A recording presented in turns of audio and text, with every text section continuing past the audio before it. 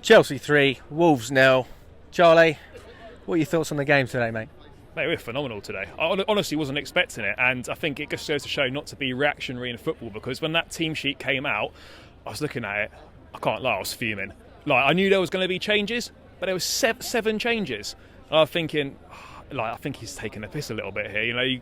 I know Milan's on Tuesday, but I was a little bit unsure with 7 changes. I can understand a few, but how wrong was I? How wrong were so many people? It worked perfectly, and it was a perfect situation. We rested key players that came in, did a really good job getting goal scorers. Pulisic on the score sheet, Havertz on the score sheet. It's all going well, and get a debut for Chukwuemeka as well. So all in all, it was the perfect afternoon, and Graham Potter is doing a great job at the moment. So fair play to him. He got it absolutely spot on today. Yeah, I mean, you talk about players being given a chance. 7 rotations. Out of those players, who stood out to you? I've got to be honest. I've given him a lot of stick recently because I think he has been a little past it. I thought Azpilicueta was superb today. Honestly, he was really good. It didn't look like his age was affecting him or anything like that. It was a performance that I wasn't expecting to see from him. I thought he was great. Christian Pulisic was good today as well. A bit of slice of humble pie for myself and a few other Chelsea fans. He was superb today. He was really good. Yeah. And it's just frustrating because we know he's got that in him, but we don't see it often enough. And I think that's just the thing with the players at the moment is we know we've got talented players. It's just unlocking their ability and then for them to do it on a more consistent basis. But I also have to say Mason Mount was outstanding today. Yeah. 2 assists for him. 2 open play assists today, and he looked back to his best. He was really good, and following up a good performance against Milan in midweek as well. So to be honest, mate, I don't think there was any negatives from the game today at all. I mean, none whatsoever. First half, I'd say finishing was poor. We created so many opportunities, and time and time again we were missing, and Pulisic missing chances, Havertz missing chances. But we get the goal at the end of the first half through Havertz, and we deserve to go into the break ahead. But I'd say probably negative, I guess, was finishing was poor, but we still scored 3 goals anyway. So when we're saying that can only be viewed as a good thing. Yeah, I mean, we're creating the chances, and one of the things I have to say in the stands, there is a lot of people shouting at Potter and Pulisic and criticising in the stands. When players are creating chances and going for things, I find it very difficult to understand how you can criticise that unless you're looking at Werner or Morata. You're going back players who get endless chances and still don't produce. But we saw it today. You give him enough chances, he can produce, and the manager put the trust in Pulisic, and he scored his goal. Yeah, I mean, it was a perfect use of the squad today. That's the reason we've got the squad. That's why we've got we've got quality in depth in multiple positions, and we used it today, and we're going to have to use it over this period because we're playing, as I said, playing weekend, midweek, weekend for the rest of this month and pretty much up to the World Cup. We're going to see more of this in the next few games. We'll see a strong lineup against Milan. We might see something rotated the following weekend in the Premier League. So it's just about using the squad properly, and I think Potter's he's an intelligent guy, and he knows what he's doing. He knows how to manage people. He knows how to keep players happy. He probably would have said to Pulisic, who I was surprised he wasn't even used in midweek from the bench in the 5 subs against Milan.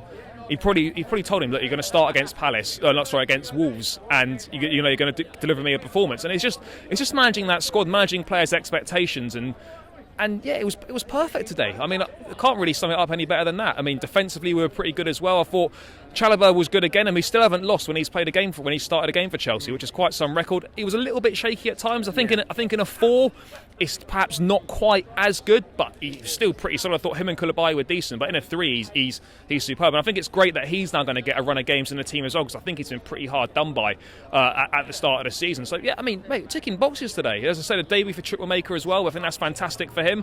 It just would have been nice to top it off if we could have seen Dennis Zakaria, but obviously he doesn't make the bench at all today. I'm not really sure we're ever going to see him play, but yeah, that would have been nice. But yeah, mate, perfect afternoon today. We were outstanding.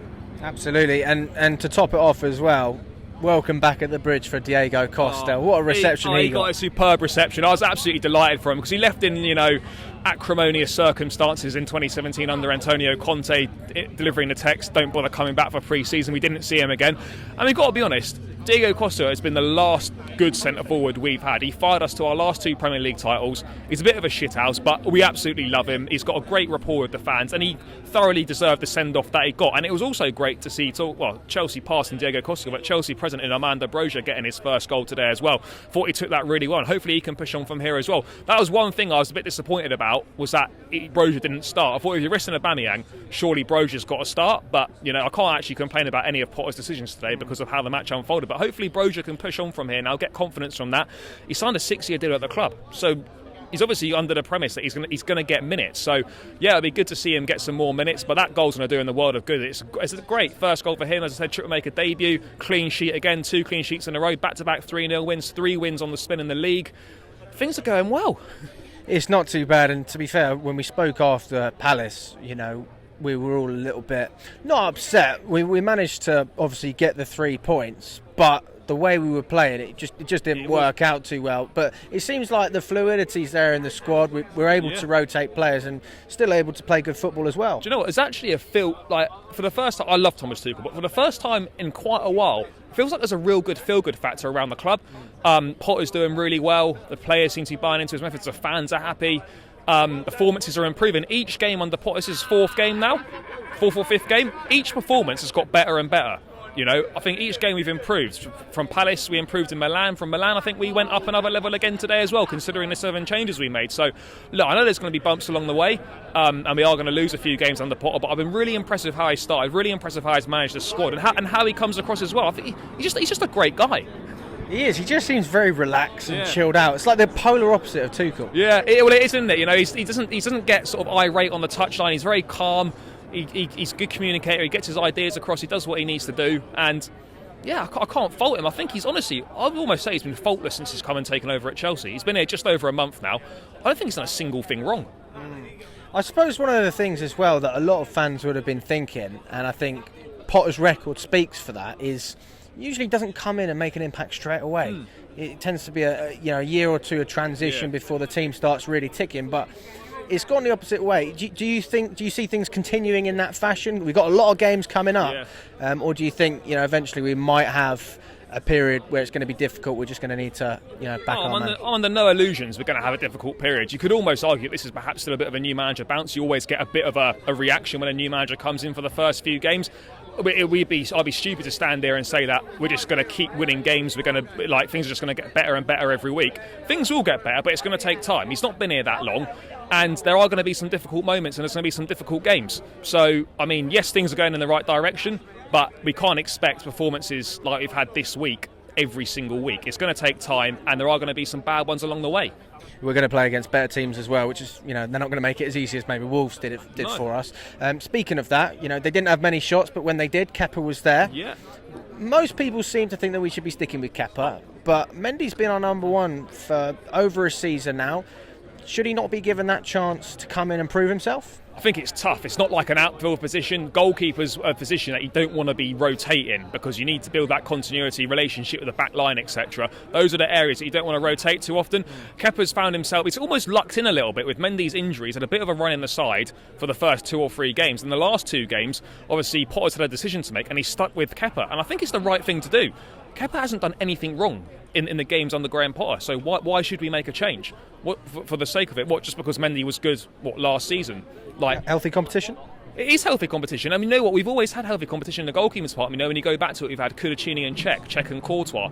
We're not averse to having 2 essential number 1 goalkeepers, but it is difficult for Mendy now. But I think Mendy needs to have a little look at Kepa and how Kepa acted and conducted himself whilst he was out of the side, and maybe take a page out of his book, because Mendy's now going to hold that bench, and he's going to hold it for a while, I think, because I think Potter likes Kepa. Kepa suits how Graham Potter plays, likes his goalkeepers play. A number of times today, very good on the ball, even though he had a Wolves attack of bearing down on him. He rushes out, he can play that sweeper keeper role very well. He's comfortable with his feet, his distribution's good.